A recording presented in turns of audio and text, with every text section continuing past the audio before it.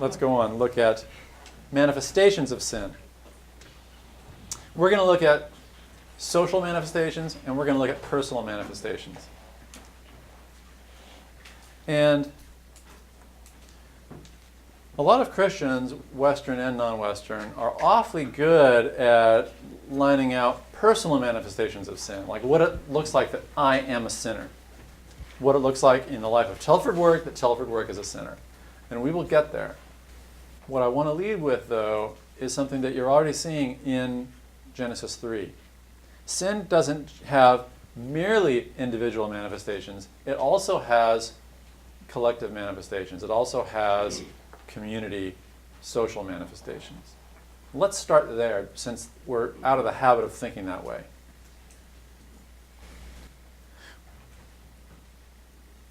What does sin look like in its social manifestations? Well, it looks like rebellion. The story of Eden is the story of rebellion against God's authority and against the very structures that made us human in the first place. Rebellion against God, rebellion against our right relationships with one another, rebellion against our office and stewardship over creation. And the result of rebellion is alienation, estrangement. If relationships make us who and what we are, then sin is the breaking, the distorting, the wronging of those relationships. So that the very things that make us what we are, our relationships, break us, and we break them. These structures that we depend on, cultural, familial, friendships, jobs, schools,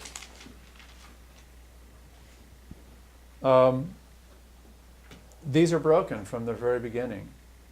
When those structures we depend on are adaptations to sin, accommodations to sin, or even reflections of sin, then the very social ways of life that we're in the middle of and that we depend on are disordered by sin.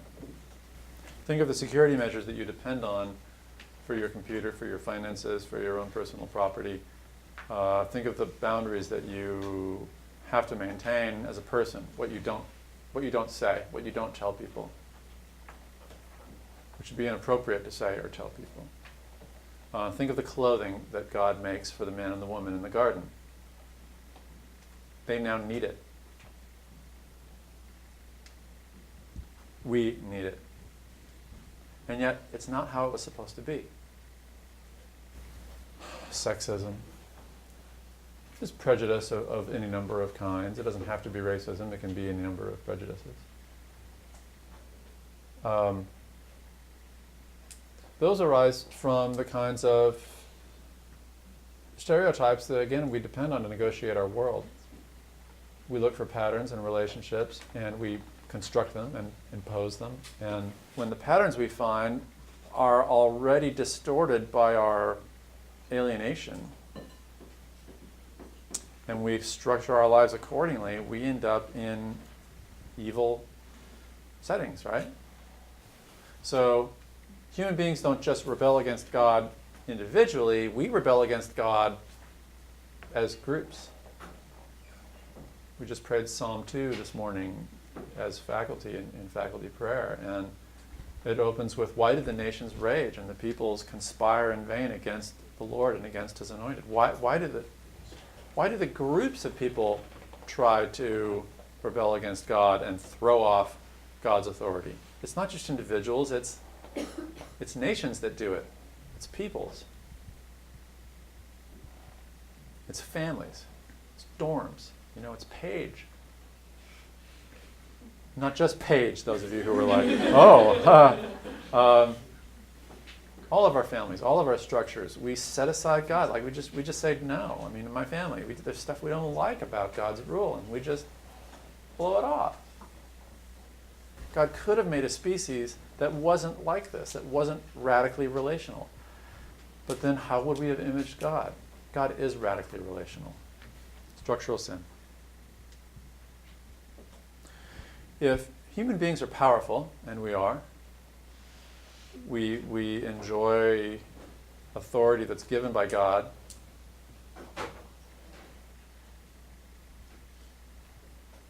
to help one another, to tend His creation, to fulfill His purpose, to represent Him.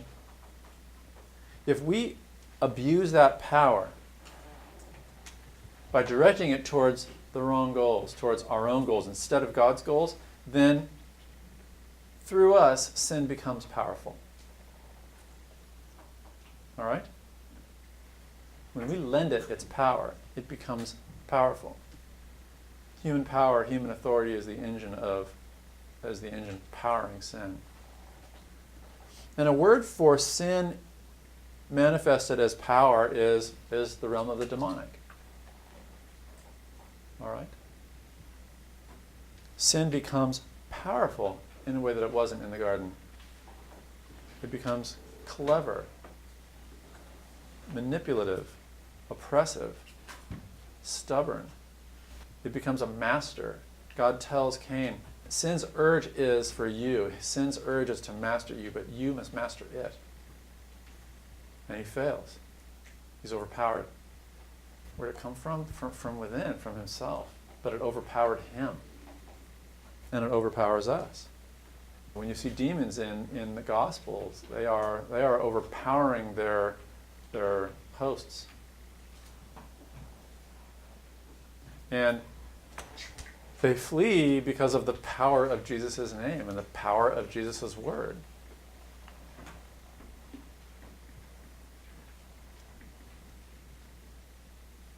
So these structures, these human structures, even cultures, can be sinful. Our ways of life can be sinful. I mean, I used a dorm because I knew I'd get a rise out of you because you're in different dorms. So human beings set their group over other groups and sort of end up in rivalries, sports rivalries, dorm rivalries, major political party, whatever. But at another level, we find ourselves conspiring together. Why do the nations conspire together against the Lord and against His Messiah? Well, it turns out that even though we are divided hopelessly, at the same time, we find times to unite. One of those, one of those stories of a united humanity is in the Tower of Babel, where all of the peoples of the earth had the same language, and they decide, let's make a name for ourselves and build a tower that will extend all the way to heaven. That's their goal. Let's make a name for ourselves. Silicon Valley culture isn't new. And what God does is He confuses their languages so that they can't finish the project. But the spirit remains. And Psalm 2 speaks of that same latent spirit of collective rebellion against God. If we all agree, if we all come together, we can topple Him and be free. And the place that you see this most clearly isn't actually the Tower of Babel. It's in the life of Jesus. When these enemies, the Jews and the Romans, Herod and the Sanhedrin and Pontius Pilate, when they all agree with the crowds, and even Judas Iscariot, even one of the disciples, they all agree, we got to get rid of this guy. And the one that they're getting rid of turns out to be the Lord's anointed. You see precisely this. You see what the Gospel of John and 1 John call the world. The word in the Gospel of John for the world is cosmos. And it really means the whole order, the whole system. Even across national boundaries, even across political rivalries and structures, when God shows up Himself and we try to push Him over. And that's the crucifixion. And the way Jesus narrates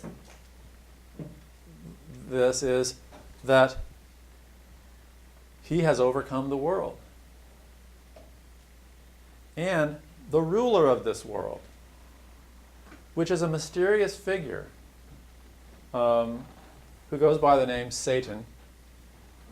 I really like the name Satan. It's not even a name. It's a Hebrew word for adversary or accuser. Sin is a contradiction, right? It's not a thing. It's a contra thing. And Satan's name is adversary. Doesn't even get his own name. Because there's nothing to him but opposition. Satan personifies the world as its ruler over against the lordship of the Lord himself. And so Jesus in the Gospel of John portrays the struggle that Jesus has with those who oppose him and face him as the struggle between the ruler of this world and the real ruler. And this is a way of saying sin is satanic. This sin, this rebellion, this structural evil constructs us as a world, as the world. One more. Athanasius of Alexandria, a pivotal 4th century theologian, when he's narrating the trajectory of sin, he uses the word corruption. And what he means isn't the kind of corruption that's, the mafia, etc. What he means is like rust, like dry rot. Sin is like a corroding agent that is undoing humanity. It's uncreation. And it's uncreating us. It's dehumanizing us. Right? It's taking what makes us who we are and it's ruining it and is ruining us.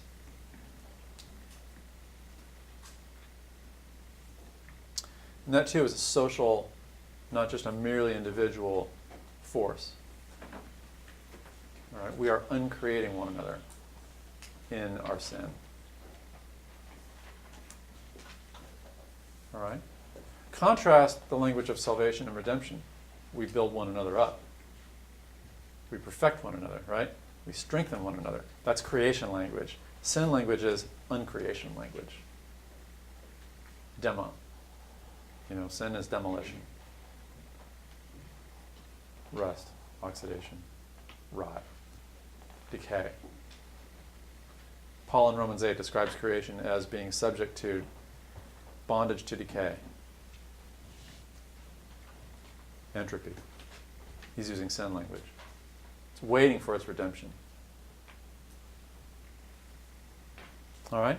Those are all social ways of describing sin, and maybe they're kind of new to you. Maybe you haven't thought of sin as around you and behind you and before you and ahead of you. I mean, maybe you've realized that